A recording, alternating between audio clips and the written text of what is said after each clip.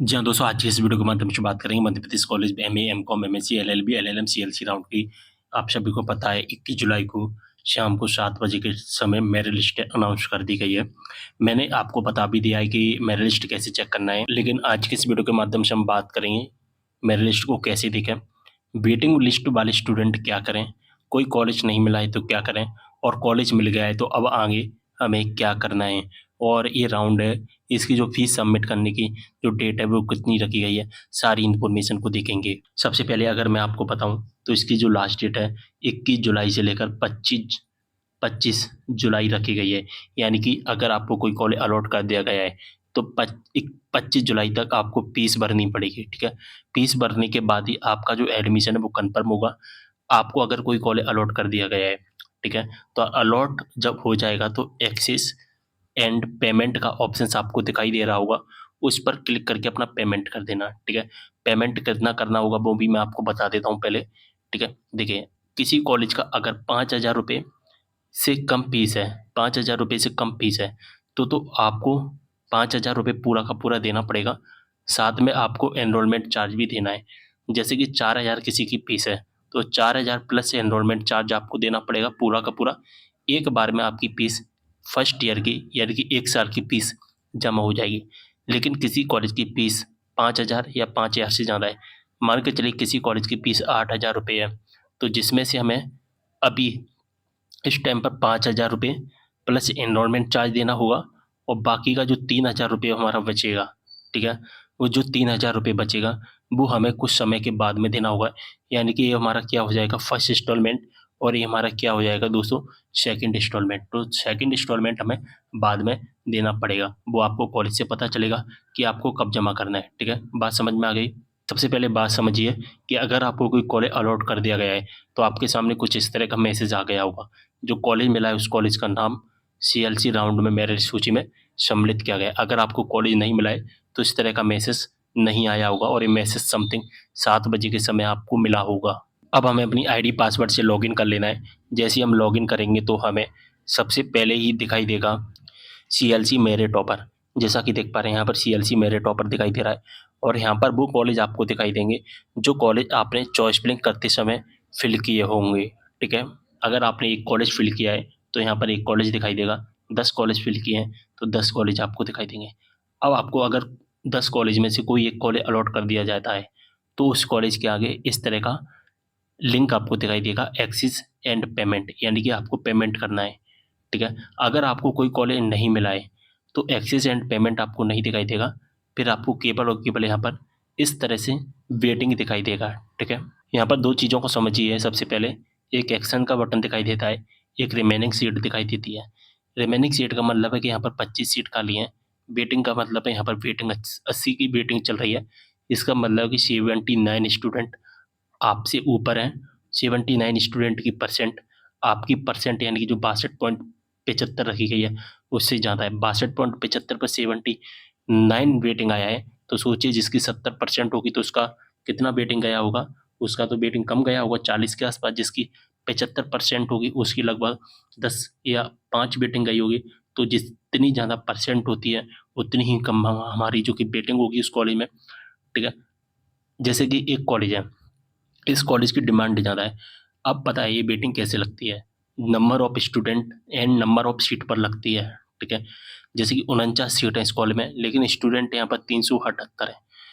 72.75% पर 378 स्टूडेंट हैं और इनसे ऊपर 377 लगे हैं और इन 377 स्टूडेंट की इनसे परसेंट ज़्यादा होगी।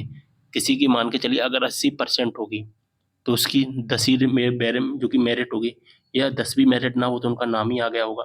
सीट कितनी है 49, यानी कि सीट तो कम खाली है, लेकिन इस कॉलेज की डिमांड ज़्यादा है, तो डिमांड पर भी डिपेंड करता है, ठीक है?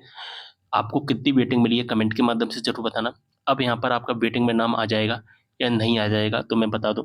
देखिए, इनकी वेटिंग 34 है, सीट यहाँ पर 120 सीट खाली हैं, लेकिन फिर भी इनको नाम नहीं मिला, यानी कि कॉलेज नहीं मिला है। तो ऐसे स्टूडेंट क्या कर सकते हैं जिनको वेटिंग मिला है। और दोस्तों ये वेटिंग है ना ज़्यादा नहीं होनी चाहिए, मल्टीप्लाई 3 या मल्टीप्लाई 4 होनी चाहिए नंबर ऑफ सीट के अकॉर्डिंग।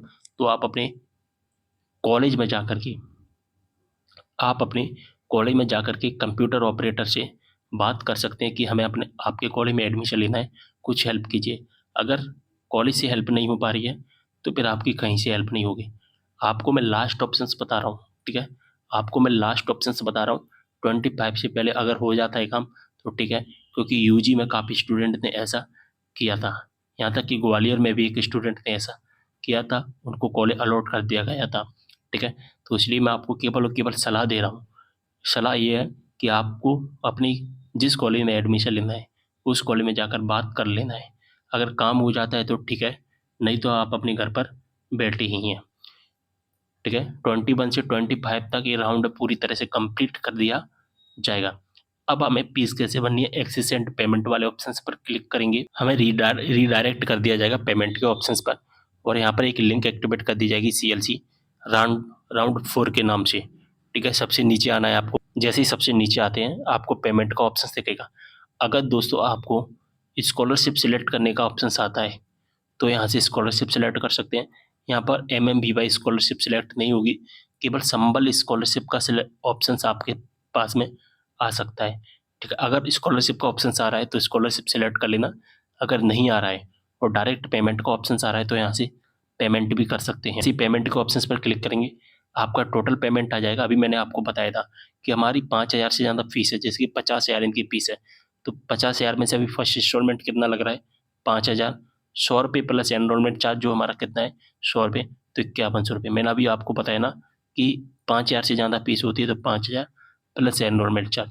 अभी ये एनरोलमेंट चार्ज सभी यूनिवर्सिटी का अलग होता है, किसी का 100 होता है, किसी का 500 होता है, किसी का 750 होता है, किसी का 300 होता है। ये सभी यूनिवर्सिटी का अलग अलग होता है, लेकिन जो फर्स्ट इंस्टॉलमेंट है वो सभी का 5,000 ही सबमिट होगा। अगर 5,000 से फीस कम है तो फिर आपका पूरा का पूरा एक बार में ही फीस जमा हो जाएगा, फिर सेकंड इंस्टॉलमेंट वगैरह बाद में आपको देने की ज़रूरत नहीं पड़ेगी। जैसे कि एक स्टूडेंट है, इनकी जो परसेंट है 60.61% है। अब स्टूडेंट के कमेंट आते हैं कि सर हमारी रैंक तो ज़्यादा है, इस रैंक से कोई मतलब नहीं है, चॉइस नंबर से कोई मतलब नहीं है, केवल और केवल जो हमें मतलब है वो किससे मतलब है? एक एक्शन से मतलब है, एक रिमेनिंग सीट से मतलब है। रिमेनिंग सीट यानी कि 14 सीट खाली है, वेटिंग 20 की है, 60.61% है इनकी, वेटिंग 20 की लगी है। अब यहाँ पर 14 सीट खाली है, वेटिंग 20 की है, यानी कि डिफरेंट कितने स्टूडेंट का आ रहा है? 6 स्टूडेंट का।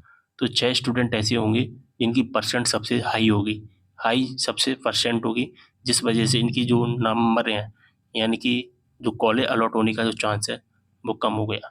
तो अब आपको क्या करना है?